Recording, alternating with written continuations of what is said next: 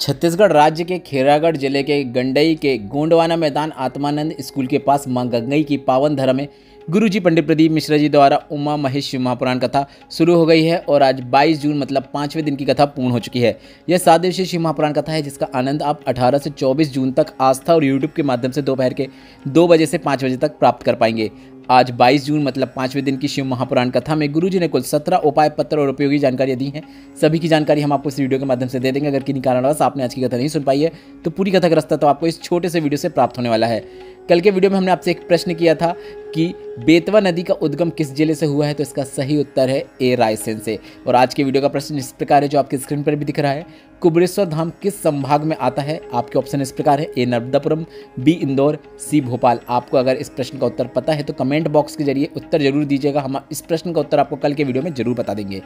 कथा शुरू होते ही गुरुजी ने जो जानकारी दी वह इस प्रकार है। गुरुजी ने कहा, ना आपको मंत्र आ रहा है, ना आपको साधना आ रही है, ना ही आपको कोई तप आ रहा है। तो शिव महापुराण की कथा कहती है, एक लोटा जल लेकर अगर आप भोलेनाथ के मंदिर में जाकर शिवलिंग में जल अर्पित करना शुरू कर रहे हैं तो आपको सभी साधना, तप और मंत्र का फल प्राप्त हो जाता है। बढ़ते हैं आज की कथा की दूसरी विशेष जानकारी की ओर। गुरुजी ने कहा, किसी भी व्रत में हमारे मुख से किसी के प्रति कुछ अपशब्द नहीं निकलना चाहिए। आपने व्रत में जो खाया, जो नहीं खाया, उसकी मूलता नहीं है। आपके मुख से किसी के लिए अपशब्द नहीं निकलना चाहिए, उसकी मूलता है। आप खूब व्रत करो, भोजन भी ना खाओ, भूखे ही व्रत करो, पर अगर किसी के लिए आपके मुख से अपशब्द निकल रहा है, आप अपशब्द बोल रहे हैं, तो उसकी मूलता नहीं है। ऐसे में आपको लाभ प्राप्त नहीं होता है, ना ही उस व्रत का फल प्राप्त होता है।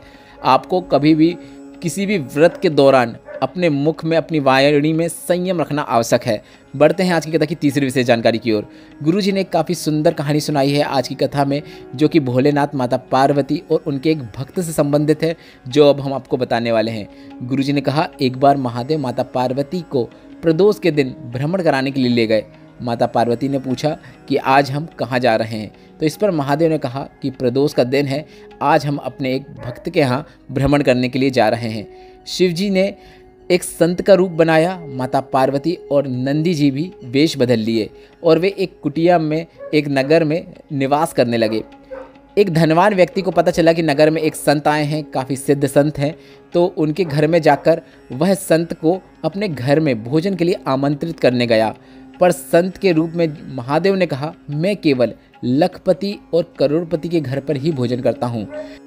ऐसा सुनकर वे सेठ चले गए। फिर दूसरे सेठ आए। फिर महादेव ने, जो कि संत रूप में थे, उनने उनसे भी ऐसा कहा कि मैं केवल लखपति और करोड़पति के यहाँ ही भोजन करता हूँ। ऐसे में दूसरे सेठ भी चले गए। कई सेठ आए, कई सेठ चले गए। तभी नगर में रहने वाले एक रहनु नाम के व्यक्ति से माता पार्वती ने एक वृद्ध माँ के रूप में उसको दर्शन देते हुए उससे कहा, तुम्हारे नगर में इतने बड़े संत आए हैं, तुमने उन्हें भोजन के लिए क्यों नहीं पूछा? रहनु ने कहा कि वो सिर्फ लखपति और करोड़पति के घर पर ही भोजन करते हैं और मैं इतना गरीब हूँ तो मैं कैसे पूछ लेता। तो माता पार्वती ने कहा, क्या तुमने उन्हें भोजन के लिए बुलाया? किसी के कहने पर क्यों आ रहे हो? तुमने निमंत्रण दिया क्या? तुमने उनसे विनती की क्या? फिर रहनु कहता है, मैं गरीबड़ा हूँ इसलिए मैंने विनती नहीं की, क्योंकि मैंने सुना था कि वे केवल लखपति और करोड़पति के यहाँ ही भोजन करते हैं। माता पार्वती ने कहा कि रहनु, असली संत कभी भी भोजन करने आपके घर नहीं आते हैं, बल्कि वे आपके घर में जो परेशानियाँ होती हैं, कष्ट होते हैं, उन्हें काटने के लिए अपने चरणों को आपके घर में रखते हैं, आपके घर में प्रवेश करते हैं, आपके कष्टों को मिटाने के लिए आते हैं। जाओ, निमंत्रण दो। वृद्ध माँ रूपी माता पार्वती के ऐसा कहने पर रहनु ने, जो कि महादेव का बहुत बड़ा भक्त था, वह संत की कुटिया में जाकर दंडवत प्रणाम करते हुए, बाबा जी, हे बाबा जी, जो कि भोलेनाथ नेत्र बंद करके साधना में लगे हुए थे और इसी का वह इंतजार कर रहे थे, अपने इसी भक्त का भोलेनाथ को इंतजार था। भोलेनाथ बोले, कौन? तो रहनु बोला कि बाबा, मैं रहनु हूँ। इस पर भोलेनाथ ने कहा, हाँ बोलो, क्या कहना चाहते हो? रहनु भक्त ने बोला, हे संत, क्या आप मेरे घर भोजन करने के लिए चलेंगे? तो इस पर महादेव ने कहा, हाँ बिल्कुल आऊँगा, चलो अभी चलते हैं। थोड़ी दूर तक जाने के बाद रहनु भक्त ने महादेव को बीच रास्ते में रोका और एक प्रश्न पूछा कि हमने सुना था आप तो केवल लखपति और करोड़पति के घर में जाते हैं, पर आप मेरे साथ मेरे जैसे गरीब के घर में क्यों जा रहे हो? पर इस पर संत रूपी महादेव ने कहा, मैं धन के करोड़पति या लखपति के पास नहीं जाता हूँ, बल्कि मैं तो जो मेरा नाम अपने मुख से करोड़ बार जप लेता है, लाख बार जप लेता है, मैं उसके घर चला जाता हूँ। संत रूपी महादेव रेहनू भक्त के घर में पहुँचे और रेहनू ने जो माता पार्वती, जो कि वृद्ध महिला के रूप में थी, उनने जो भोजन बनाया था रेहनू भक्त के घर में, वह भोजन रेहनू भक्त ने महादेव के सामने रख दिया। संत रूपी भोलेनाथ ने अपनी झोली से एक बेलपत्र और भस्म निकालकर थाली में रख दी और भोलेनाथ वह भोजन ना खाते हुए वह भोजन भोलेनाथ अपने हाथों से रेहनू भक्त को खिला रहे थे। भोलेनाथ रेहनू भक्त को 56 भोग खिलाते हुए नजर आए। इस प्रकार से गुरुजी ने आज की कथा बताई है। आज अपने भक्त के लिए महादेव किस प्रकार से एक लीला रचे थे, उसकी जानकारी आज की कथा में गुरुजी ने दी है। यह कथा आपको कैसी लगी, आप कमेंट बॉक्स के जरिए जरूर बताइएगा। बढ़ते हैं आज की कथा की चौथी विशेष जानकारी की ओर। गुरुजी ने कहा, प्रदोष का दिन से सुबह से लेकर मध्य रात्रि तक, प्रदोष काल से लेकर रात्रि के समय तक भक्तों का कल्याण करने के लिए माता पार्वती के साथ महादेव निकलते हैं। गुरुजी ने कहा, सोमवार की अष्टमी, शिवरात्रि और सोमवार का दिन यह बहुत महत्वपूर्ण दिन है, जिनका वर्णन आपको शास्त्रों में भी देखने को मिलता है। बढ़ते हैं आज की कथा की पांचवी विशेष जानकारी की ओर।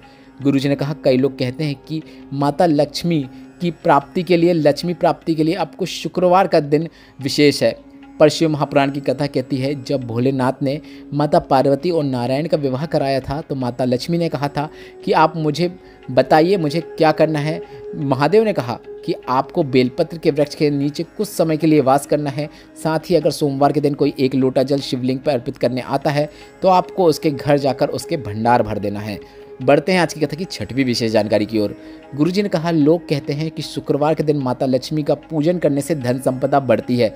यह बिल्कुल सत्य बात है, पर अगर आप सोमवार के दिन भी भोलेनाथ का पूजन करते हैं, अभिषेक कर रहे हैं, बेलपत्र के वृक्ष के नीचे जल अर्पित कर रहे हैं, तो आपको माता लक्ष्मी की भी कृपा प्राप्त होती है, यह भी निश्चितता है। बढ़ते हैं आज की कथा की सातवीं विशेष जानकारी की ओर। गुरुजी ने कहा, दुनिया में कई लोग ऐसे हैं जिनको भगवान भी पत्थर नजर आते हैं और दुनिया में कई लोग ऐसे भी हैं जिन्हें कंकर में भी शंकर नजर आ जाते हैं। बढ़ते हैं आज की कथा की आठवीं विशेष जानकारी की ओर। गुरुजी ने कहा, तुम्हारे पाँव में पहनने वाली पायल की जो डब्बी होती है, तुम्हारे कान के कुंडल की जो डब्बी होती है, ईमानदारी से बताना कि डिब्बी में पायल अच्छी लगती है कि पाँव में। डिब्बी कितनी ही अच्छी क्यों ना हो, पर पायल हमेशा पाँव में ही अच्छी लगती है। अंगूठी डिब्बी में अच्छी नहीं लगती है, वह भी हाथ में ही अच्छी लगती है। कुंडल भी डिब्बी में अच्छे नहीं लगते, बल्कि वे कानों में ही अच्छे लगते हैं। उसी तरह मनुष्य दारू की दुकान में अच्छा नहीं लगता है, शिव महापुराण में अच्छा लगता है। या फिर वह अपने कर्म कर रहा है, दुकान में बैठा है, या फिर व्यापार कर रहा है, नौकरी कर रहा है, उसमें अच्छा लगता है। बढ़ते हैं आज की कथा की नौवीं विशेष जानकारी की ओर। गुरुजी ने कहा, कितना विचित्र समय आ गया है। कोई भगवान को मंदिर में ढूंढ रहा है, कोई भगवान को तीर्थ में ढूंढ रहा है, कोई भगवान को वैकुंठ में ढूंढने का प्रयास कर रहा है। पर शिव महापुराण की कथा कहती है कि भगवान आपको कहाँ मिलते हैं। किसी भूखे को भोजन कराओ, किसी प्यासे को पानी पिलाओ, किसी बीमार को औषधि रूप में खर्चा करो, किसी की पढ़ाई में आप खर्चा करो, तुम्हें वहीं पर भगवान के दर्शन हो जाएंगे, कहीं और जाने की जरूरत नहीं है। बढ़ते हैं आज की कथा की 10वीं विशेष जानकारी की ओर। रुक्मणी जी पत्र लेकर आए जिसमें लिखा, मेरी छोटी सी चाय और मिठाई की दुकान है। मेरा बेटा जो कि 13 साल का था, जिसकी मैं फ़ोटो लगाई हूँ, बेटा बीमार हो गया, हॉस्पिटल में दिखाया और बड़े बड़े हॉस्पिटलों में इलाज कराने के बाद भी बेटा बच नहीं सका। बड़ी मुश्किल से संतान की प्राप्ति हुई थी और 13 साल बाद अचानक बीमार होने के बाद वह चला गया। डॉक्टर ने कहा, अब आपकी उम्र हो गई है, अब आपको संतान नहीं हो सकती है। मैंने IVF भी करवाया, फिर भी लाभ नहीं हुआ। फिर पड़ोसी के कहने पर मैंने पहली बार सफ़ेद आंकड़े की जड़ का प्रयोग किया, मंदिर जाना शुरू किया, जल चढ़ाती और जल का आचमन कर लेती, बेलपत्र भी खाना शुरू किया, पशुपतिनाथ व्रत किया, नंदी के पास बैठकर तुम्रुकेश्वर महादेव का नाम स्मरण करना शुरू किया। बाबा की कृपा से 2023 में मुझे संतान की प्राप्ति हुई है। उसी का आभार व्यक्त करने के लिए हम कथा पंडाल में आए हैं। बढ़ते हैं आज की कथा की 11वीं विशेष जानकारी की ओर। गुरुजी ने कहा, जन्म लिए हो तो जन्म से लेकर मृत्यु तक कभी भी आपकी परीक्षा समाप्त नहीं होने वाली है। मनुष्य का शरीर प्राप्त हुआ है, परीक्षा देते रहोगे और आगे बढ़ते रहोगे। बढ़ते हैं आज की कथा की 12वीं विशेष जानकारी की ओर। गुरुजी ने विशेष जानकारी देते हुए बताया कि 40 से 50 हज़ार व्यक्ति रोज कुबेरेश्वर धाम में आते हैं। 40 से 50 हज़ार व्यक्ति रोज प्रसाद रूपी भोजन को प्राप्त करते हैं। 40 से 50 हज़ार रोज रुद्राक्ष को लेकर जा रहे हैं और 40 से 50 हज़ार लोगों में से 5,000 ऐसे होते हैं जिन्हें 3 महीने के अंदर बाबा वापस बुला लेते हैं। बढ़ते हैं आज की कथा की 13वीं विशेष जानकारी की ओर। साधना कहार जी राजनांदगांव से पत्र लेकर आई, जिसमें उन्होंने लिखा, मेरे पेट में गठान हो गई थी। डॉक्टर के हिसाब से वह गठान ठीक नहीं थी। डॉक्टर ने बड़ी बीमारी का अंदेशा बताया था। डॉक्टर ने ऑपरेशन की बोल दिया था और 1 महीने के अंदर ही ऑपरेशन की डेट निकल गई थी।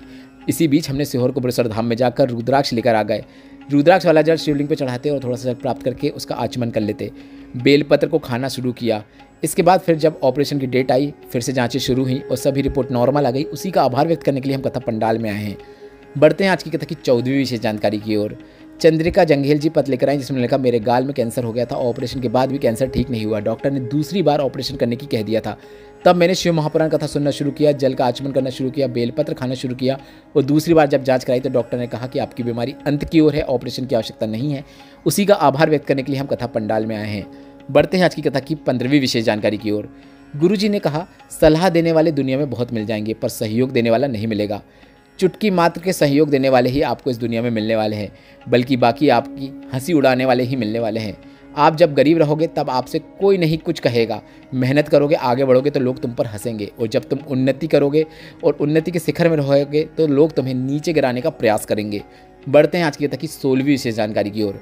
गुरुजी ने कहा, जिस दिन किसी घर का बच्चा, बेटी, बहू, सास, बेटा अगर भोलेनाथ के मंदिर में जाकर जल चढ़ाना शुरू करता है, उस दिन से 8 दिन पहले से ही माता पार्वती उसके घर में भंडार भरने का कार्य करना शुरू कर देती हैं। भोलेनाथ के आने से पहले माता पार्वती की कृपा आपको प्राप्त होना शुरू हो जाती है। बढ़ते हैं आज की कथा की 17वीं और अंतिम जानकारी की ओर। अरुण वर्मा जी दंतेवाड़ा से पत्र लेकर आए, जिसमें उन्होंने लिखा, मेरे बच्चेदानी में गांठ हो गई थी। 2011 में रजस्वला धर्म भी कभी आता कभी नहीं आता। 2011 से गांठ बढ़ती चली गई। 2017 में हमने फिर से चेकअप कराया तो डॉक्टर ने कहा कि गांठें साधारण नहीं हैं। गोली खाते रहे पर कभी आराम नहीं लगा। 2022 में आपकी कथा सुनना शुरू किया, मंदिर जाना शुरू किया, शिव पर चढ़ा हुआ जल का नंदी के पास बैठकर आचमन करना शुरू किया, बेलपत्र का आचमन करना शुरू किया और बाबा की कृपा से दिसंबर 2023 में जाँच कराई तो सारी पेट की गांठें गल चुकी थी। उसी का आभार व्यक्त करने के लिए हम कथा पंडाल में आए हैं। आज की कथा बहुत अधिक रोचक जानकारियों से भरपूर थी। आपको कथा सुनकर आनंद की प्राप्ति हुई है तो इस वीडियो को लाइक करके कमेंट बॉक्स में हर हर महादेव जरूर टाइप कीजिएगा। हमसे व्हाट्सएप में जुड़ने के लिए कमेंट बॉक्स में दी गई व्हाट्सएप चैनल की लिंक पर टच करके आप हमसे व्हाट्सएप में भी जुड़ सकते हैं। श्री शिवाय नमस्तुभ्यम। हर हर महादेव।